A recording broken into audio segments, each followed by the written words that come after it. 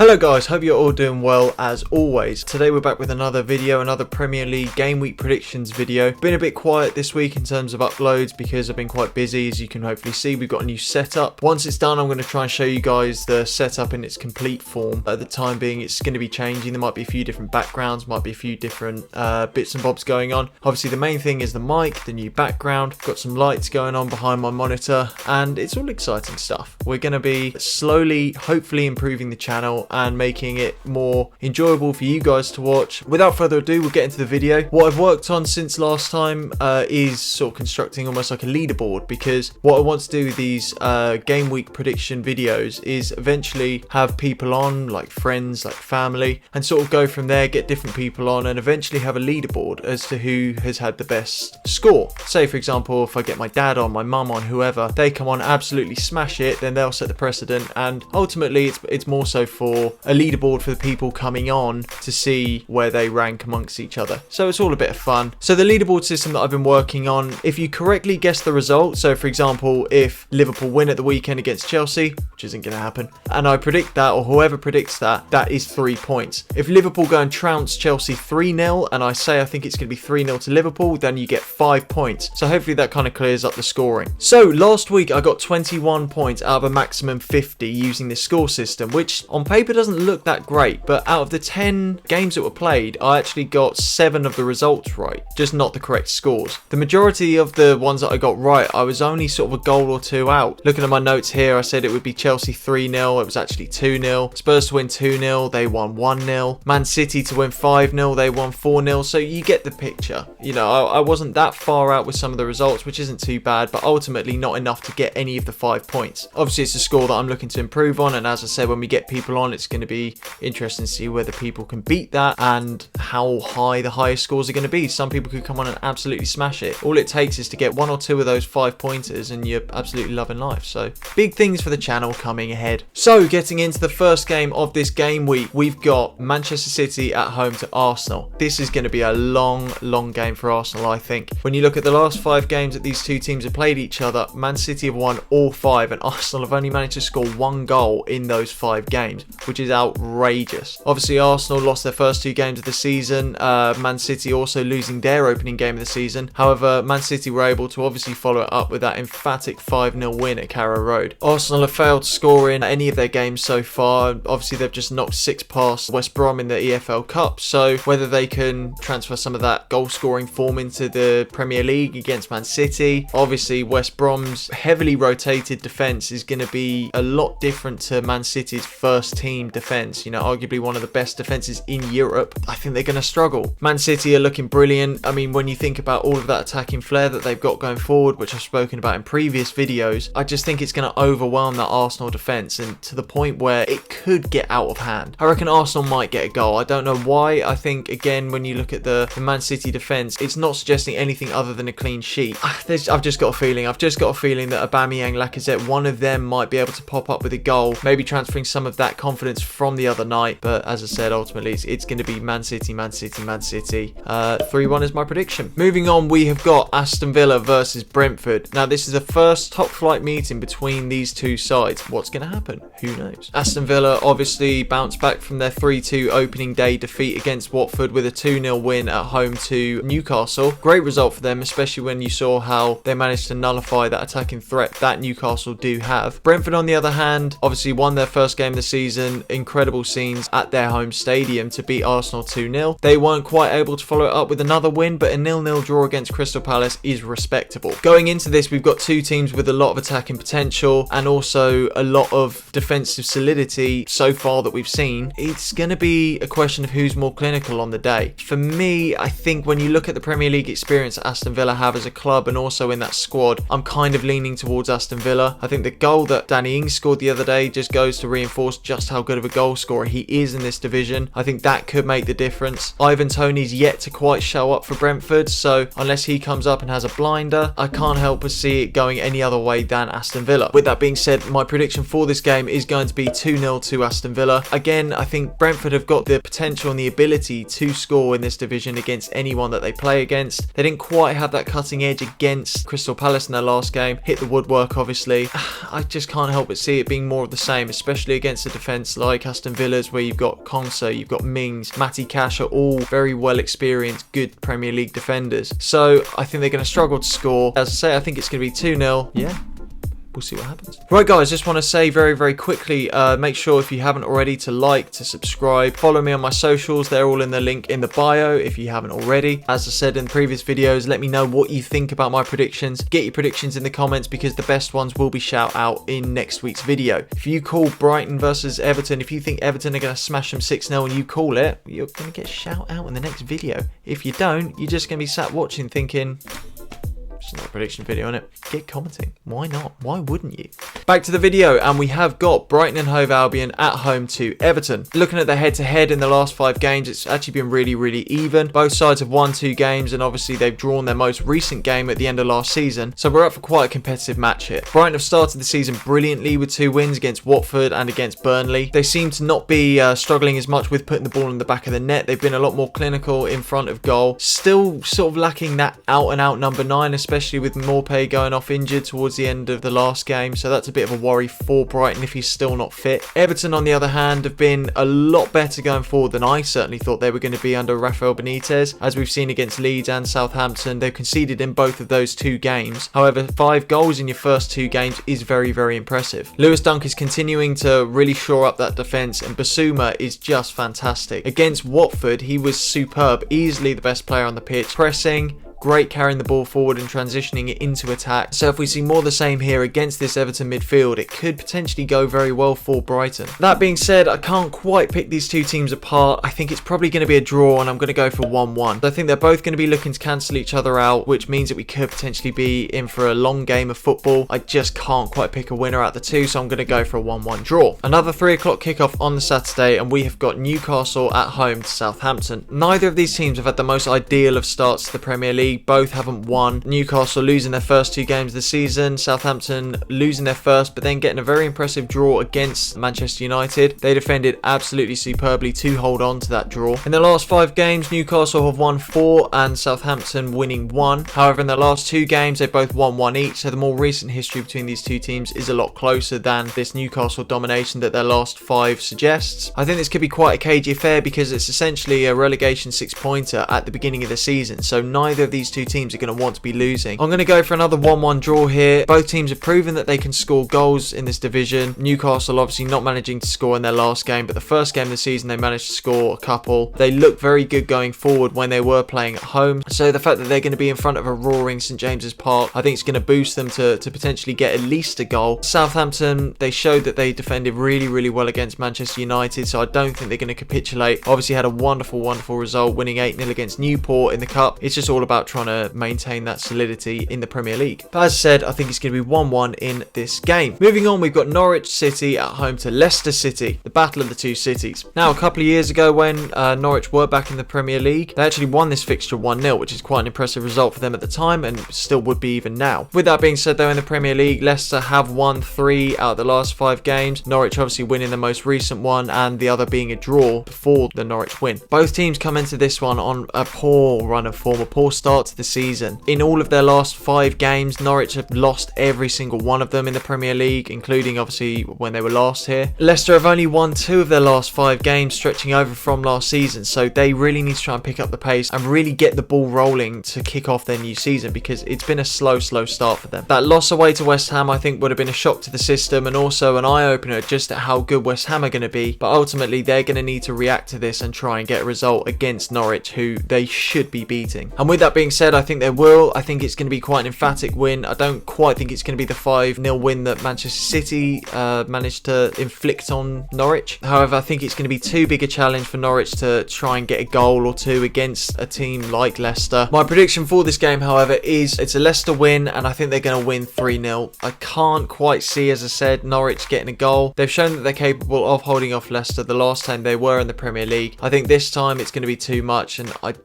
can't help but see Norwich Norwich really struggling this season, and especially in a game against a team as good as Leicester. So as I said, my prediction for this game is 3-0 to Leicester. Let me know what you guys think in the comments below. Now, the last of the 3 o'clock kickoffs, we've got West Ham versus Crystal Palace. Fantastic start to the season for West Ham, not so much of a fantastic start to the season for Crystal Palace. In West Ham's last 5 games in the Premier League, they've won their last 4, and the game before that they drew. In terms of recent Premier League form, the ball is continuing to roll, and what we keep seeing with the Premier League is that momentum is so key to establishing a good run of results, and in doing so, finish higher up the table. In terms of their last 5 meetings, West Ham have only won 1, which in fairness was their last game that they played against each other. However, Crystal Palace have won 3, the other being a draw. So it's still all to play for these two teams. Patrick Vieira desperately needs points, so he's going to be sending his team out there trying to kickstart their season and get the ball rolling, but I think it's going to be too much, especially when you're coming up against a West Ham side that have just thrashed Leicester. West Ham's squad are still continuing to be the close, tight-knit group of players that they were throughout the end of last season, and again, the way that they managed to dismantle Leicester in such a clinical way really speaks volumes of just how well this team is performing at the moment. Crystal Palace couldn't even score against Brentford, and no disrespect to Brentford, but it's a team that have just come up. You'd at least be expecting Crystal Palace to grab a goal against a newly promoted side. I think they're going to struggle in this game, but I don't think that West Ham are going to run away with it the same way that they did against Leicester. I'm going to go for West Ham to win 2-1. I think it's going to be less convincing than the Leicester game, as I've already said. The fact that they're playing at home gives them a huge advantage and means that they could even potentially outdo my prediction, but I'm going to try and rein it in for this one because I've just got a feeling that Crystal Palace are going to sort of turn it on. I think that they might give West Ham a run for their money this game and give Patrick Vieira a performance that he wants to see, because ultimately he needs to get a good performance from this game. I don't think that they're going to get the result that they want, but I think that the performance will be a lot better than their past couple of games. As I said, I'm going to go for 2-1 to West Ham for this game. Late kickoff on the Saturday, and this is a big one. I'm going out to watch it with some mates. It's going to be mental. As I said, most of my friends are Liverpool fans, so yeah, it's going to be a long day for myself. So the last 5 games, Liverpool have won 4. Chelsea won the most recent, which sort of goes to show the effect that Thomas Tuchel has in ending that hoodoo. Liverpool have been a bogey team for Chelsea for so long. Obviously, the most recent memories that spring to mind is the 5-3 win at Anfield on the final game of the season for Liverpool, and it was the last game of the season where Liverpool actually ended up lifting the Premier League trophy. Salah rifling one in against Chelsea from about 30 yards out from the byline. Yeah, that was hard to watch. I think that actually might be the same game where Christensen rugby tackled Sadio Mane. Recent history for Chelsea isn't great until Tuchel came in. Again, it's the Tuchel effect really that I think sort of makes this fixture more closely contested than in previous matches. Obviously, he's still unbeaten against the top 6 managers in his time at Chelsea. I think that speaks volumes. Jurgen Klopp's obviously a fantastic manager, and Liverpool are a brilliant side. In Liverpool's last 5 games of the Premier League, they've won every single one of them. I spoke about Newcastle and Southampton being a relegation 6-pointer, and this really is a 6-pointer for the top of the table. That battle between Lukaku and Van Dijk is going to be so exciting to watch, and who has the edge? I don't quite know. This is the thing with these kind of fixtures, that it's just so closely contested that that's what makes football so brilliant. I don't know what to predict. It's so hard. Obviously, I want Chelsea to win, but I think that being at Anfield, playing in front of those fans, that's going to lift Liverpool. Chelsea can win this, right? And Liverpool can win this. But I'm going to be boring and I'm going to go for a draw. I'm going to go for 1-1. And I think even that's being ambitious, because I could so see this not quite living up to the hype and being a 0-0. Because I think both managers are going to be so cautious about not wanting to lose this game. And we've seen what Tuchel does, the way he sets up Chelsea, like in the Champions League final, in those big games, where we end up having about 6 or 7 players behind the ball. I just can't see us running away with it in the same way that we did against Arsenal. It's going to be an interesting game if you enjoy the tactical side of football like myself, but if you're here for goals, I don't think there's going to be a load of them. But hey ho, I might be wrong. This might be an absolute thriller. As I say, my prediction for this game is going to be 1-1. Moving in to the Sunday games, we've got the 2 o'clock kickoff. We've got Burnley versus Leeds. Both teams yet to win in the Premier League this season. I think Leeds probably have shown a bit more character than Burnley so far. Against Everton, they were sort of unlucky to get something from that game, but at the same time, so were Everton. I think that a draw was probably a fair and and just result. Ultimately, they need to start picking up points, as do Burnley, if they want to be, in Leeds' case, pushing up the table, and in Burnley's case, trying to avoid relegation. These two sides have only played each other twice in the Premier League, Leeds winning 4-0 in their last game and winning 1-0 in the game before that. Obviously, last season, Leeds did the double over Burnley, and I think it's hard to kind of make a case for that not happening again this season. When you've got a coach like Bielsa, who's a great studier of the game, I think he's going to find ways to kind of nullify the way that Burnley play, and in doing so, I think it could be a good result for Leeds. I think this is going to be one of those ones that's going to sort of kickstart their season. I'm going to go for a 2-0 win to Leeds, bearing in mind that obviously they're playing away from home, and in doing so, I think they're going to attack. I think that the fluidity of their team is going to pick apart Burnley very, very well. They're going to have obviously Bamford in the box, but when you've got those central midfielders, those runners into the box, even like Jack Harrison or Rafinha, depending on which wing they're attacking down, I think it's going to be a bit too much for Burnley to contain, and that's why I think it's going to be 2-0 to Leeds. Moving on now, we have got the other 2 o'clock kickoff. We have got Tottenham Hotspur at home to Watford. Now, in the first 2 games of the season, Spurs have picked up maximum points, which is fantastic considering they've just had a change of manager, and also considering as they've just played obviously Manchester City in the opening game of the season and Wolverhampton Wanderers, who are a very good side. Watford, on the other hand, stunned the competition by beating Aston Villa. That's a great result for them, but then they were a little bit flat against Brighton. They didn't really carve out many chances. Brighton sort of controlled the game and had them in the palm of their hands for the majority of that match. In the last 5 games against each other, Spurs have won 2, Watford have won 1, and the rest being draws, so Spurs are obviously slight favourites in this one. One thing that's been impressive about Tottenham is their ability to hang on to results. Both games, obviously, they've grinded out 1-0 wins, and they've defended well to ensure that. I watched the game against Wolves, and they were on the back foot for the majority of the game. In fact, all of the game, Wolves looked like the better side. It's about getting those ugly 1-0 results where you're not really the favourite. That essentially is what makes Premier League champions. Now, don't get me wrong, I'm not saying Spurs are going to be Premier League champions, but I do think it's impressive the way that Nuno's got this team to grind out results in a way that they've been struggling to do so beforehand. Obviously, Harry Kane's just announced that he's going to be staying, so I think that's going to be a huge boost for Tottenham in this game. Watford, on the other hand, it's all just about trying to pick up points where they can, and they could take a point from this game, but I don't think that they will. I think that Tottenham are going to win this one 2-0. There's every chance that Watford could score, but again, I just think that the way that Tottenham have defended, and they've been so stubborn in not conceding goals so far this season, and if they can carry that defensive solidity into this game as well. It's my cat. Oh, Jesus Christ.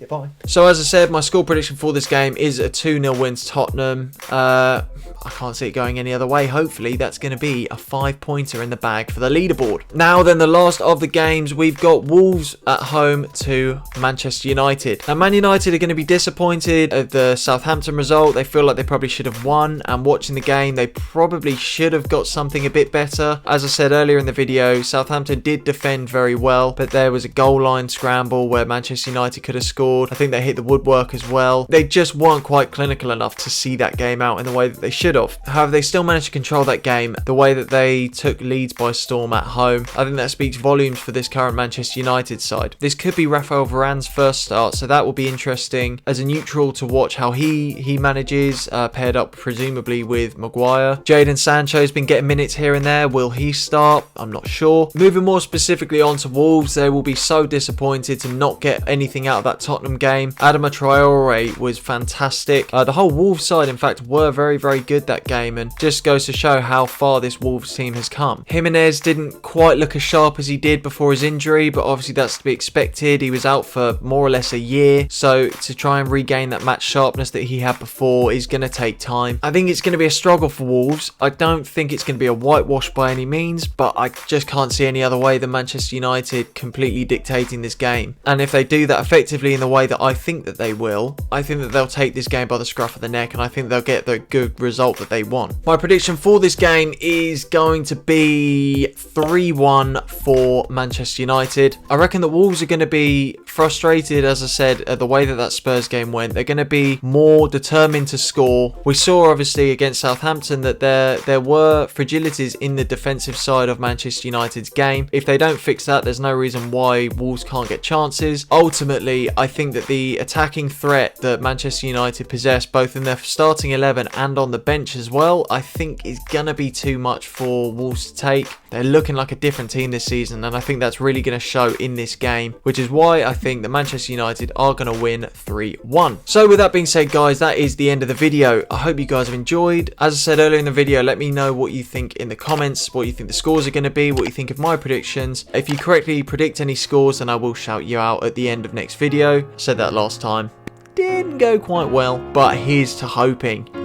Your support is always very much appreciated, and I love reading through your comments. So anyway, guys, without further ado, thank you so much for watching. Take care, peace and love.